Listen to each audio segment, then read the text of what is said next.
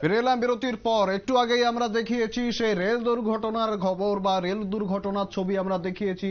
সেই একই জায়গায় রাঙাপানিতে ভয়াবহ রেল দুর্ঘটনা আবার হয়েছে। 18টি বগি লাইনচ্যুত হয়ে পড়েছিল। এবার যেদিকে আমরা চোখ রাখবো একেবারে উত্তর পূর্বের জন্য, বিপুল পরিমাণ চাল নিয়ে আসছিল একটি পণ্যবাহী ট্রেন এবং সেখানেই সেই রেলওয়ে ট্র্যাক থেকে রেলওয়ে ট্র্যাকের একটি অংশ কেটে বাদ গেছে। সেই ছবি একদম সরাসরি আপনারা দেখতে পাচ্ছেন, নিউজ ভ্যানগার্ডের পর্দায় এক্সক্লুসিভলি দেখতে পাচ্ছেন।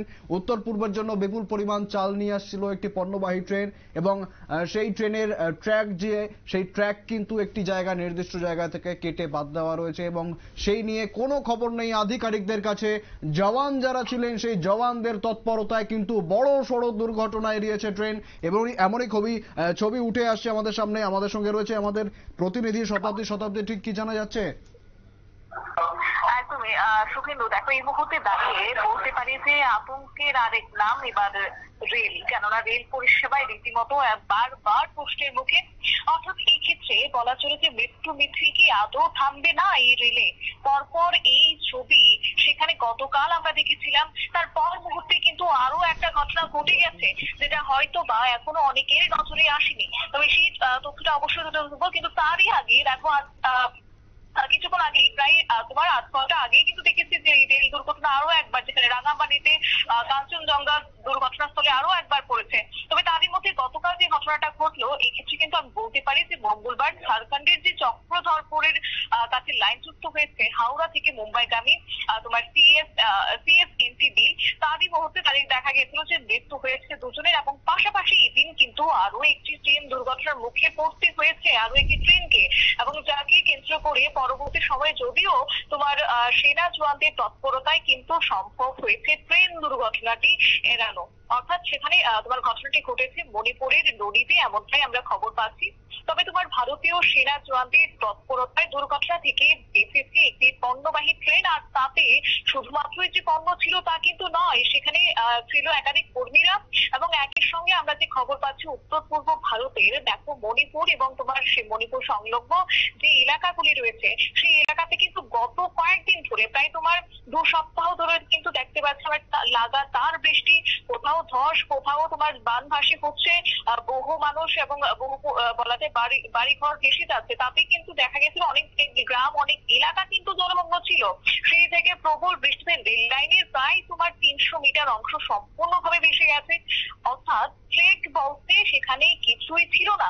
কিন্তু এই যে ঘটনাটি বা এই যে তোমার জলমগ্ন হয়েছে, তার পরবর্তীতে ট্রেনে তোমার ট্র্যাক যে ছিল না, সেক্ষেত্রে আদৌ কি নজরে আসেনি রেল প্রশাসনের, সেই নিয়ে কিন্তু প্রশ্ন উঠতে শুরু করেছে। এবং সেটাই আমরা প্রকাশ স্পষ্ট হয়েছে যে স্থানীয় রেল প্রশাসনের আধিকারিকদের নাকি সেই খবরে ছিল না।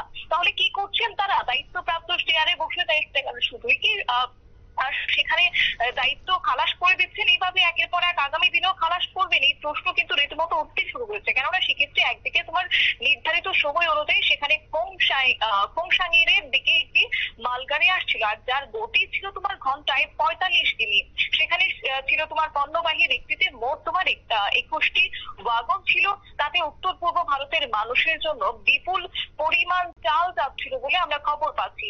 এছাড়াও মালগাড়িতে একাধিক মানুষজন ছিল।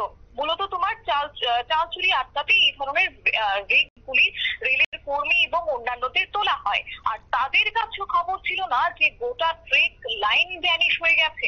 নিজের গতিতেই মালগাড়িটি এগিয়ে যাচ্ছিল রীতিমতো, কিন্তু সেই ক্ষেত্রে তোমার কাছেও দেখা গেছে যে সামনে নাকি ট্রেকই নেই, অর্থাৎ রেল লাইন নেই।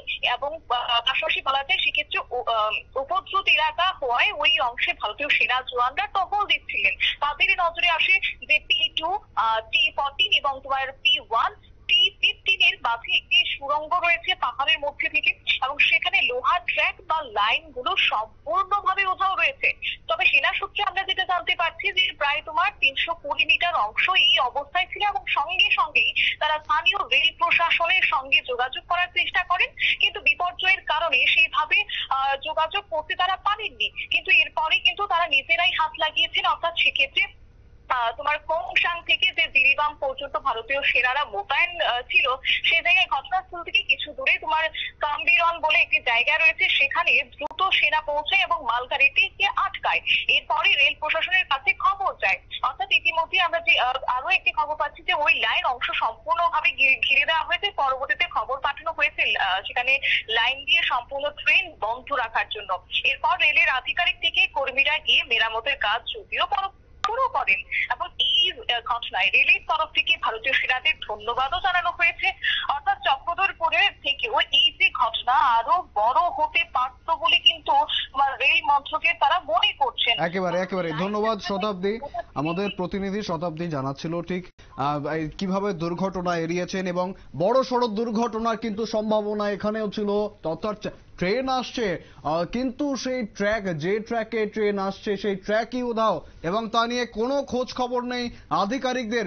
সেনা জওয়ানদের তৎপরতায় বড় সড়ক দুর্ঘটনা এড়িয়েছে একটি মালগাড়ি এবং এই খবরই কিন্তু সামনে থেকে উঠে আসে এবং বারবার এই লাগাতার দুর্ঘটনার ফলে প্রশ্নের মুখে পড়ছে গোটা রেল ব্যবস্থা। এখনকার সংবাদ এই পর্যন্তই। পরবর্তী আপডেটগুলির জন্য চোখ রাখুন শুধুমাত্র নিউজ ভ্যানগার্ডের পর্দায়।